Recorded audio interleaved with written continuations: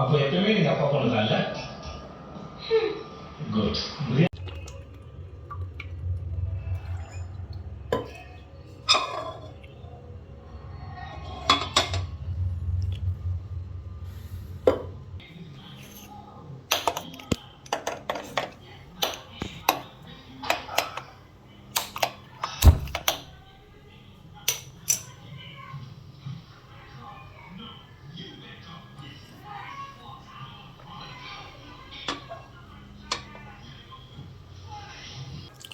So ಒಬ್ಬನೇ ಮನೇಲಿ ಇದ್ದೀನಲ್ಲ, ಸೊ ಹಾಗಾಗಿ ಡಿಫ್ರೆಂಟ್ ಟ್ರೈ ಮಾಡ್ಕೋತಾ ಇದ್ದೀನಿ.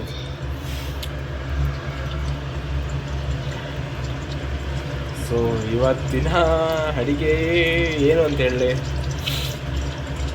ನನ್ನ ಫೇವ್ರೇಟು ನಾನು ಮಾಡೋದೆಲ್ಲ ನನಗೆ ನನ್ನ ಫೇವ್ರೇಟ್. ಯಾಕಂದರೆ ಹೆಗಣಕ್ಕೆ ಹೆಗಣದ ಮರಿನೇ ಮುದ್ದು ಅಂತಾರಲ್ಲ ಹಂಗೆ. ಸೊ ನಾನು ಮಾಡೋದು ನನಗೆ ಫೇವ್ರೇಟ್. ಆ್ಯಕ್ಚುಲಿ ಈಗ ಮಾಡ್ತಾ ಇರೋದು ಚಿಕನ್ ಚಾಪ್ಸ್ ಮತ್ತು ghee rice. So ghee rice ನನ್ನ ಫೇವ್ರೇಟು, ಮತ್ತು ನಮ್ಮ ಮನೇಲಿ ನಾನು ಮಾಡೋ ಗೀ ರೈಸ್ ಎಲ್ರಿಗೂ ಇಷ್ಟ. So ghee rice next ready ಮಾಡಬೇಕು. ಈಗ ಫಸ್ಟು ಗೀ ಚಾಪ್ಸ್ ರೆಡಿ ಮಾಡ್ಕೊಳ್ಳೋಣ ಅಂತ.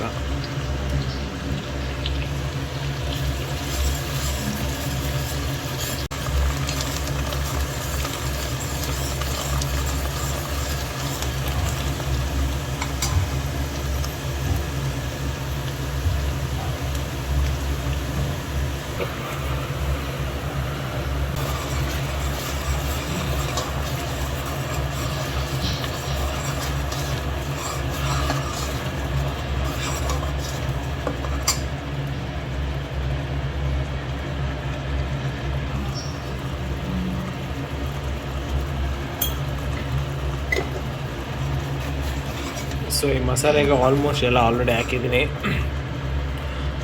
ಮೆಣಸು, ಹಸಿಮೆಣಸಿನ್ಕಾಯಿ, ಕೊರಿಯಾಂಡರ್ ಪೌಡರು, ಧನಿಯಾ ಪುಡಿ, ಅಚ್ಕಾರದ ಪುಡಿ. ಸೊ ಆಲ್ಮೋಸ್ಟ್ ಎಲ್ಲ ಆಲ್ರೆಡಿ ಆಗಿದೆ. ಸೊ ಇದೆಲ್ಲ ನಮ್ಮ ಅಮ್ಮಂದೇ ರೆಸಿಪಿ, ಬಟ್ ನಾನು ಅದಕ್ಕೆ ಚೂರಿ ಏನೇನು ಚೇಂಜ್ ಮಾಡ್ತಿರ್ತೀನಿ ಅಷ್ಟೇ. ನಮ್ಮಮ್ಮ ಮಾಡ್ತಾರೆ, ಬಟ್ ಅವ್ರಿಗೆ ನಾನ್ ವೆಜ್ ಅಷ್ಟು ಇಷ್ಟ ಇಲ್ಲ, ತಿನ್ನೋಲ್ಲ. ಬಟ್ ಮಾಡಿಕೊಡ್ತಾರೆ. ಬಟ್ ಅವ್ರ ಚಾನಲಿ ವೆಜ್ ಮಾತ್ರ ಹಾಕೋದು, ನಾನ್ ವೆಜ್ ಹಾಕೋಲ್ಲ.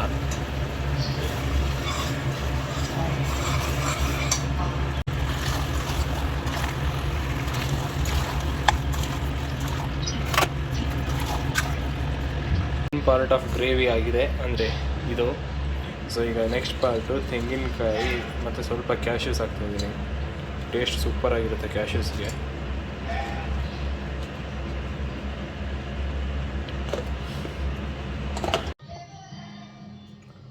ಗೀ ರೈಸ್ಗೆ ಗೀ ಇಲ್ಲ ಅಂದರೆ ಏನು. ಸೊ ನನಗೆ ಎಷ್ಟು ಬೇಕು ಅಷ್ಟೇ ಮಾಡ್ಕೊತಾ ಇರೋದು, ಹಾಗಾಗಿ ಕುಕ್ಕರ್.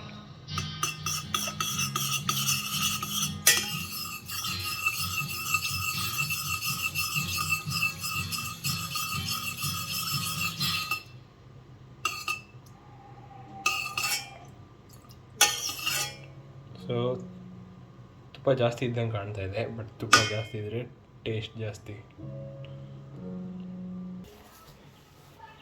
ಸೊ ಇದೆಯಲ್ಲ, ಇದು ಬಾಸ್ಮತಿ ಪಲಾವ್ ಎಲೆ ಅಂತಲೂ ಹೇಳ್ತಾರೆ, ಬಾಸ್ಮತಿ ಲೀಫ್ ಅಂತ ಹೇಳ್ತಾರೆ. ಸೊ ನಾರ್ಮಲ್ ರೈಸ್ಗೆ ಬಾಸ್ಮತಿ ಟೇಸ್ಟ್ ಬರಬೇಕು ಅಂದರೆ ಇದನ್ನು ಹಾಕಿದ್ರೆ ಸೂಪರಾಗಿರುತ್ತೆ. ಸೊ ಈ ನಾರ್ಮಲ್ ರೈಸಿಗೆ ಇದನ್ನು ಹಾಕಿದ್ರೆ ಟೇಸ್ಟ್ ಚೆನ್ನಾಗಿರುತ್ತೆ. ಸೇಮ್ ಬಾಸ್ಮತಿ ರೈಸ್ ಥರನೇ ಬರುತ್ತೆ ಇದು.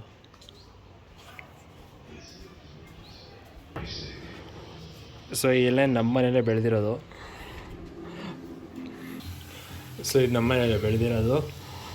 ಸೊ ವಾಶ್ ಮಾಡ್ಬಿಟ್ಟು ಹಾಕ್ತಾಯಿದ್ದೀನಿ. ಸೊ ನಾರ್ಮಲ್ ಅಂದರೆ ಸೋನಾ ಮಸೂರಿ ರೈಸಲ್ಲಿ ಗೀ ರೈಸ್ ಮಾಡಿದ್ರು, ಏನೇ ಪಲಾವ್ ಮಾಡಿದ್ರು, ಸೇಮ್ ಬಾಸ್ಮತಿ ರೈಸ್ದು ಫ್ಲೇವರ್, ಅದೇ ಫ್ಲೇವರ್ ಬರುತ್ತೆ, ಸೂಪರಾಗಿರುತ್ತದು. ಸೊ ಈ ಎಲೆನ ತೋಟದಲ್ಲೆಲ್ಲ ಹಾಕ್ಬಿಟ್ಟಿದ್ದೀನಿ, ಕಂಡಾಬಟ್ಟೆ ಆಗಿದೆ ಗಿಡಗಳು ಮಾತ್ರ.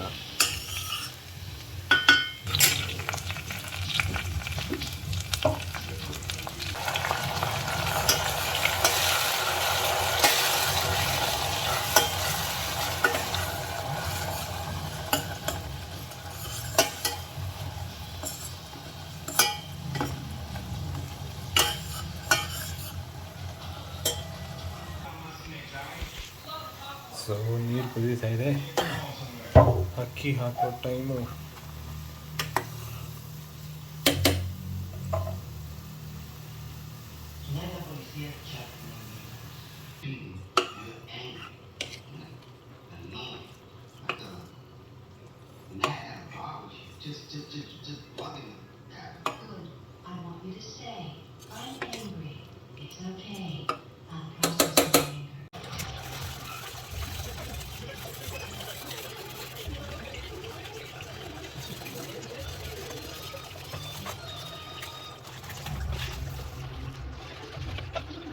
ಸೊ ಬಾಕ್ಸು ಪ್ಯಾಕ್ ರೆಡಿ, ತಿನ್ನೋಕ್ಕೂ ರೆಡಿ. ಬ್ಯಾಟಿಂಗ್ ಆದಮೇಲೆ ಮತ್ತೆ ಸಿಗೋಣ. Hello, hi, welcome to today's blog. ಇವತ್ತಿನ ಬ್ಲಾಗ್ನ ಡೈರೆಕ್ಟು ಮನೇಲಿ ಸ್ಟಾರ್ಟ್ ಮಾಡಿದ್ದೆ, ಬಟ್ ಇಂಟ್ರೊಡಕ್ಷನ್ ಅಂಗಡೀಲಿ ಬಂದು ಕೊಡ್ತಾಯಿದ್ದೀನಿ. ಸೊ ಮನೆಯಲ್ಲೆಲ್ಲ ಬೇಗ ಕೆಲಸ ಮುಗಿಸಿ ಬಂದು ಬೇಗ ಶಾಪ್ ಓಪನ್ ಮಾಡಿದೆ.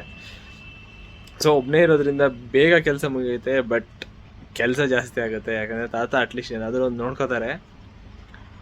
ಸೊ ಒಬ್ಬನೇ ಇರೋದ್ರಿಂದ ಎಲ್ಲ ಕೆಲಸ ಮುಗಿಸಿ ಬರಬೇಕು. ಜಮೀನಲ್ಲಿ ಕೆಲಸ. ಸೊ ಹುರುಳಿ ಹಾಕಿದ್ವಿ, ಅದನ್ನು ಕೀಳ್ತಾ ಇದ್ದಾರೆ ಲೇಬರು. ಸೊ ಅಲ್ಲಿಗೂ ಹೋಗೋಕ್ಕಾಗಲಿಲ್ಲ. ಇಲ್ಲಿಗೆ ಬಂದಮೇಲೆ ಗೊತ್ತಾಗಿದ್ದು ಅಲ್ಲಿ ಲೇಬರ್ ಕೀಳ್ತಾ ಇದ್ದಾರೆ ಅಂತ. ಸೊ ನೋಡೋಣ, ಮತ್ತೆ ಫ್ರೀ ಮಾಡ್ಕೊಂಡು ಹೋಗಬೇಕು. ಶಟರ್ ಕ್ಲೋಸ್ ಮಾಡಿ. ಸೊ ಇವತ್ತಿನ ವ್ಲಾಗು ವಿಶೇಷ ಏನೇನಿದೆ ನೋಡೋಣ. ಇವತ್ತಿನ ಏನೇನು ಸ್ಪೆಷಲ್ ಆಗುತ್ತೆ.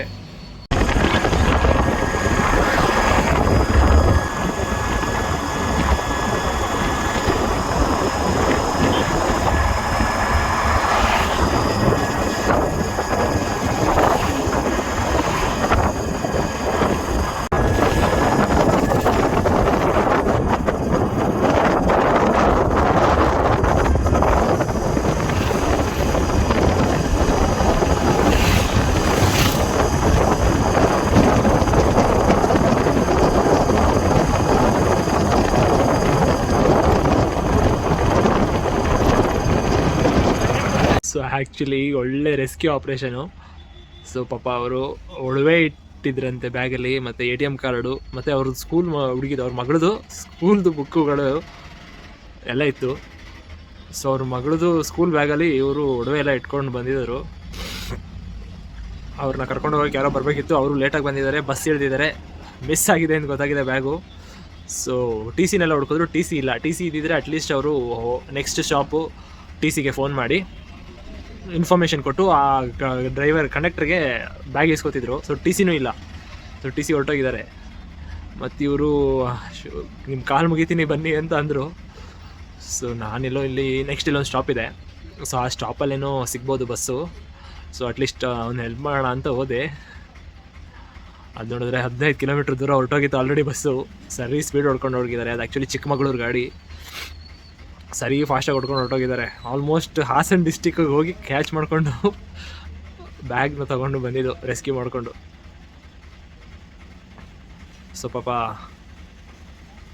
ಒಡವೆ ಎಲ್ಲ ಇಟ್ಟಿದ್ರಂತೆ.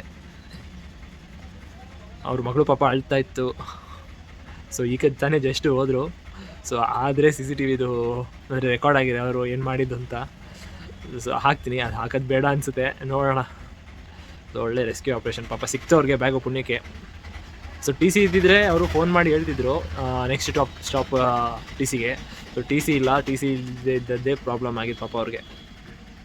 ಸೊ TC ಇದ್ದಿದ್ರೆ ಅವ್ರು ಆ ಸ್ಟಾಪಲ್ಲಿ ಹೇಳಿ, ಸೊ ಆ ಕಡೆಯಿಂದ ರಿಟರ್ನ್ ಈ ಕಡೆ ಬರೋ ಬಸ್ ಕಂಡಕ್ಟರ್ಗೆ ಕೊಡ್ತಿದ್ರು ಬ್ಯಾಗ್ನ. ಸೊ ತುಂಬ ಸರಿ ಆ ಥರ ಆಗಿದೆ.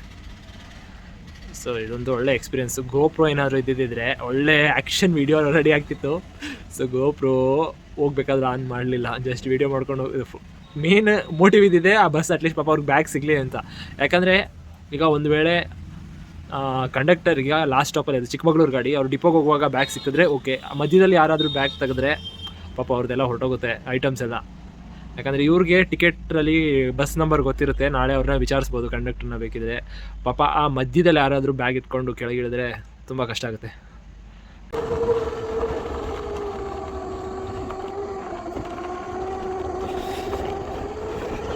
ಸೊ ಫುಲ್ ಕಾಡು, ಏನಂದ್ರೆ ಏನಿಲ್ಲ.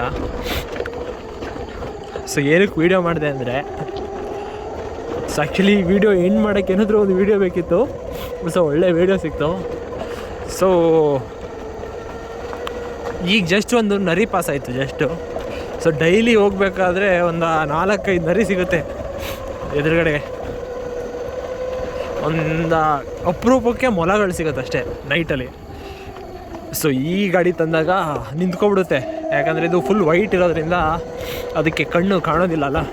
ಸೊ ಮೊಲ ಅಲ್ಲೇ ನಿಂತ್ಕೊಬಿಡುತ್ತೆ.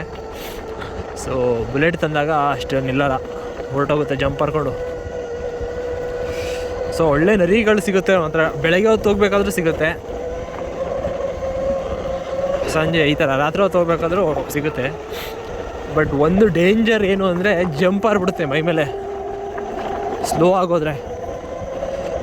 ಸೊ ಅದೇ ಪ್ರಾಬ್ಲಮ್ ಅಷ್ಟೇ, ಇನ್ನೇನಿಲ್ಲ. ಸೊ ಈ ವಿಡಿಯೋ ಇಷ್ಟ ಆಗಿದರೆ ಒಂದು ಲೈಕ್ ಮಾಡಿ. ಸೊ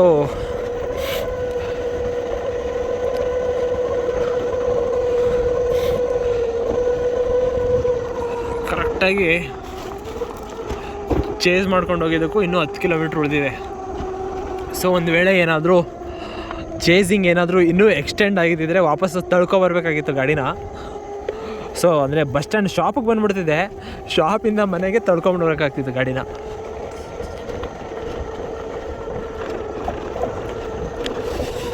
ಸೊ ಮಾತ್ರ ಅವ್ರ ಪಾಪ ಅವ್ರ ಪುಣ್ಯಕ್ಕೆ ಬ್ಯಾಗ್ ಸಿಕ್ತು, ಅದೇ ಖುಷಿ. ಸೊ ನೋಡಿ ನಮ್ಮ ಶೆಡ್ ಹತ್ರ ಬಂದಾಯಿತು. ಸೊ ಈ ವಿಡಿಯೋ ಇಷ್ಟ ಆಗಿದರೆ ಒಂದು ಲೈಕ್ ಮಾಡಿ. ನನ್ನ ನೆಕ್ಸ್ಟ್ ವಿಡಿಯೋ ನೋಡೋದಕ್ಕೆ ನನ್ನ ಚಾನಲ್ನ ಸಬ್ಸ್ಕ್ರೈಬ್ ಮಾಡಿ. Thank you.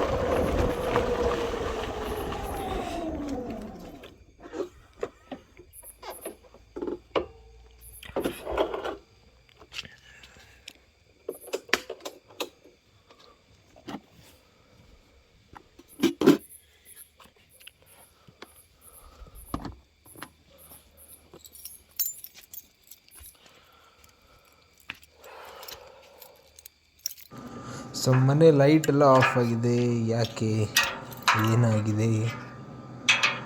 ಬ್ಯಾಟ್ರಿ ಡೌನ್ ಆಗಿದೆಯಾ ನೋಡೋಣ.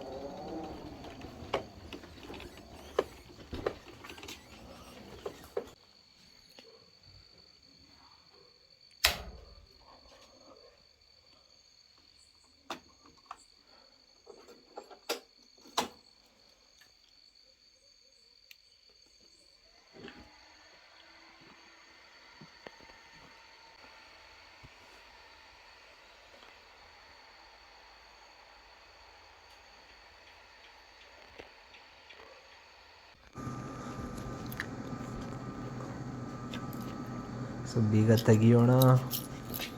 ಏನೋ ಪ್ರಾಬ್ಲಮ್ ಆಗಿದೆ I think.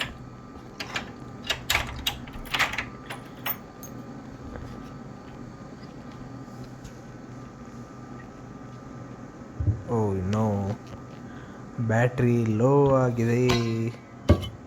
So actually for your information, ನಮ್ಮ ಮನೆ ಫುಲ್ಲು ರನ್ ಆಗೋದು ಸೋಲಾರಲ್ಲಿ. ಸೊ ಬ್ಯಾಟ್ರಿ ಲೋ ಆದ ಕಾರಣ ಇನ್ವರ್ಟರ್ ಆಫ್ ಆಗಿದೆ. ಸೊ ಈಗ ಮೇನ್ಸ್ ಆನ್ ಮಾಡ್ಕೋಬೇಕು.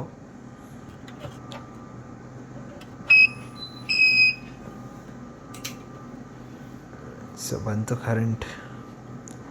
ಸೊ ಬ್ಯಾಟ್ರಿ ಲೋ, ಮೋಡ ಇದ್ದಾಗ ಬ್ಯಾಟ್ರಿ ಲೋ ಆಗುತ್ತೆ, ಸಾಕಾಗೋದಿಲ್ಲ ಚಾರ್ಜು. ಅದಕ್ಕೆ ಯಾಕೆ ಲೈಟ್ ಆಫ್ ಆಗಿದೆ ಅಂದರೆ ಸೊ ಇದೇ ಪ್ರಾಬ್ಲಮ್.